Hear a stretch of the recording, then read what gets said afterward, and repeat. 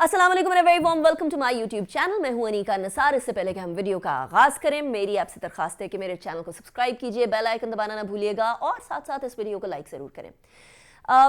कुछ इंपॉर्टेंट चीज़ें हैं जो कि हमने कल के व्लॉग्स में भी डिस्कस करनी है, लेकिन आज मैं आपके सामने टॉप स्टोरीज लेकर 3 टॉप स्टोरीज पाकिस्तान के अंदर जो चल रही हैं इस हवाले से बात करेंगे। सबसे पहले टॉप स्टोरी पाकिस्तान की सियासत है, जिसके अंदर खलबली, जिसके अंदर हलचल बेशुमार है, लेकिन इस हलचल को थोड़ा सा संभाला देने के लिए प्रेसिडेंट आरिफ अलवी का किरदार बहुत ज़्यादा अहम है।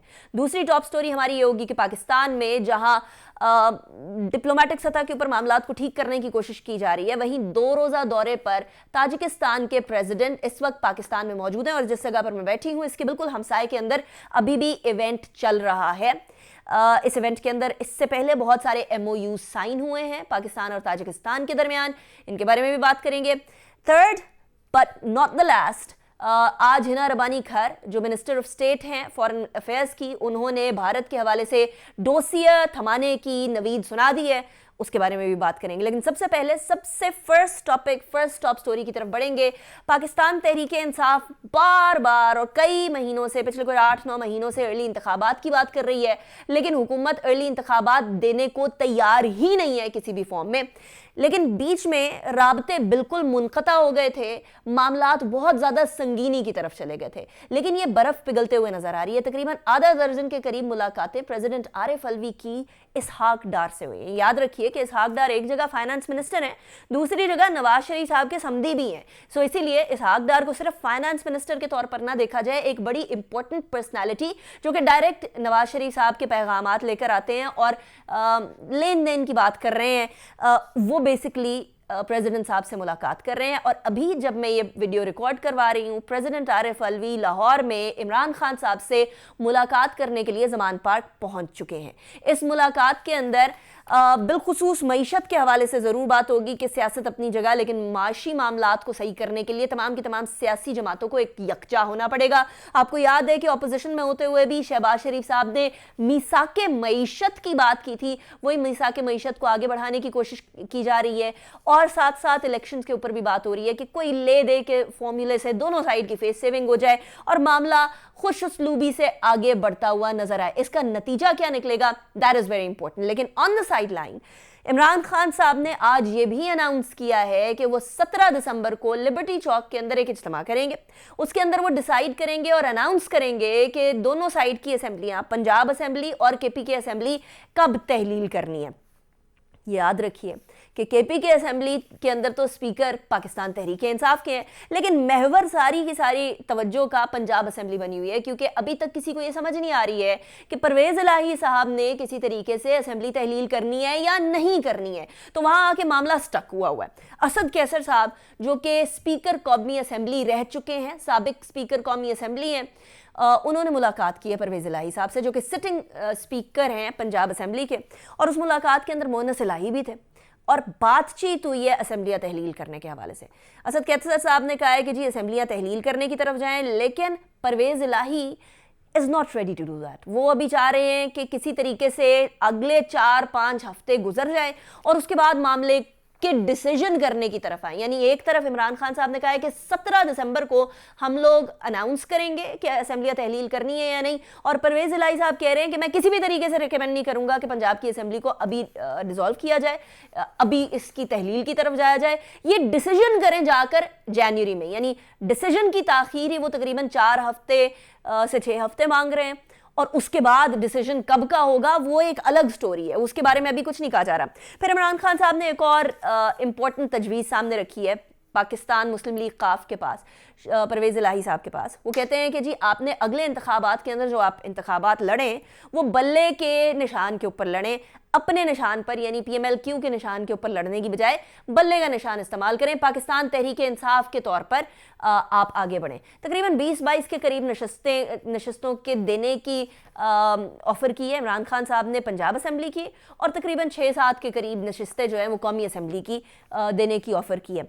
अब परवेज़ इलाही साहब आपको पता है मंजे हुए सियासतदान है और वो बेस्ट अपॉर्चुनिटी देखने की तरफ जाते हैं।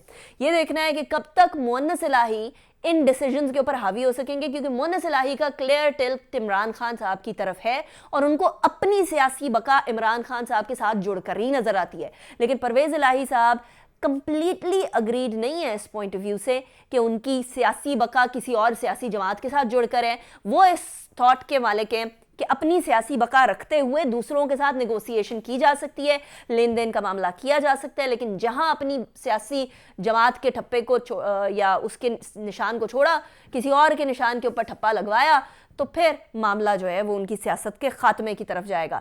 तो अभी जो मुलाकात हो रही है प्रेसिडेंट साहब के दरमियान और साथ ही साथ इमरान खान साहब के दरमियान, ये बड़ी इंपॉर्टेंट है। इसके ऊपर अभी मेरी भी नज़रें गढ़ी हुई हैं और यकीनन आप लोगों की भी गढ़ी होंगी। सेकंड टॉपिक की तरफ बढ़ेंगे। ताजिकिस्तान के सदर जो हैं एमोमाली रहमान, वो आए हुए पाकिस्तान के अंदर। 14 और 15 तारीख 2 दिन का उनका दौरा है। इस टाइम पे इस्लामाबाद का जो मेरियट वाला इलाका है वो सील किया हुआ है, वहाँ से आना जाना मुश्किल है। मेरा दफ्तर बिल्कुल उसके करीब ही है। तो ऐसी सूरत हाल के अंदर बड़ी मुश्किल सिचुएशन हुई है इस्लामाबादीज़ के लिए।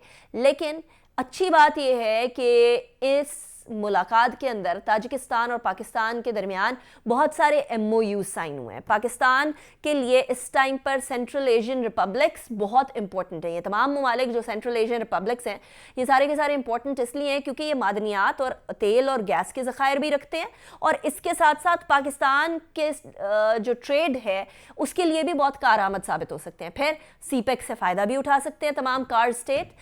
जो हम नॉर्थ से साउथ तक की कनेक्टिविटी कर रहे हैं, इसे हम ईस्ट से वेस्ट की कनेक्टिविटी में भी तब्दील कर सकते हैं। तो बहुत सारे MOU साइन हुए हैं इस सारी सूरत हाल के अंदर। 2 दिन का दौरा है। इस 2 दिन के दौरे के बाद यानी कल भी आपको अपडेट करेंगे कि क्या इसमें सूरत हाल हुई है, MOU साइन होने के अलावा और क्या क्या बातों के ऊपर डिसीजंस हुए हैं। So that is also important. तीसरी टॉप स्टोरी हमारी है हिना रबानी खर साहिबा के हवाले से। हिना रबानी खर साहिबा ने बड़े वाज़े तौर पर इंडिया की जो चार्जशीट जिसके बारे में मैंने कल व्लॉग बनाया था उसके बारे में कह दिया है कि इंडिया को तो इंटरनेशनल कम्युनिटी को अब पहचान जाना चाहिए। जिस आस्तीन के सांप को इंटरनेशनल कम्युनिटी पाल रही है, वो आस्तीन का सांप उनको डसने के करीब आएगा।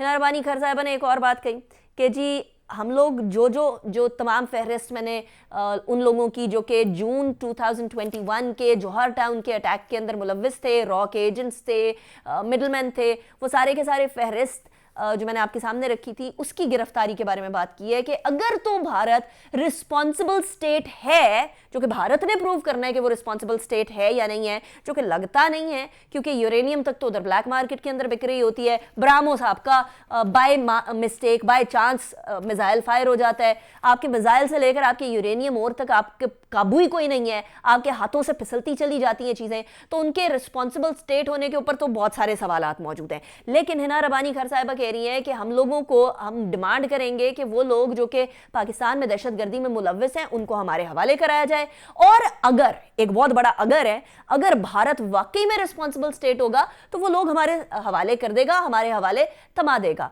लेकिन अगर रिस्पॉन्सिबल स्टेट नहीं है तो ऑब्वियसली नहीं करेगा। और मुझे भी पता है और आपको भी पता है कि इसका जवाब क्या होगा कि भारत ने आए बाएं शाये करनी है। वो तो अपने कुलभूषण यादव को छुड़वाने की कोशिश कर रहे हैं, जिसने एतराफ़ जुर्म भी किया, जो कि सिटिंग नेवल ऑफिसर भी था, जो कि बलोचिस्तान के अंदर बहुत सारी टेररिस्ट एक्टिविटी और ओवरऑल पाकिस्तान के अंदर बहुत सारी जानों के ज़िया का सबब भी बना बेसिकली। तो ये सारी की सारी चीज़ें हमारे सामने डोसियर अलबत्ता इंटरनेशनल कम्युनिटी में दे दिए और पाकिस्तान की तमाम चार्जशीट विद इर्रिफ्यूटेबल एविडेंस, ऐसे एविडेंस जो कि नाकाबिले तरदीद हैं, वो सारे के सारे इंटरनेशनल कम्युनिटी को थमा दिए हैं। अब इंटरनेशनल कम्युनिटी इस आस्तीन के सांप को पाले रखती है या इसके सर को कुचल देती है, ये एक अहम सवाल है। लेकिन पाकिस्तान की कोशिश इस बारे में जारी रहेगी।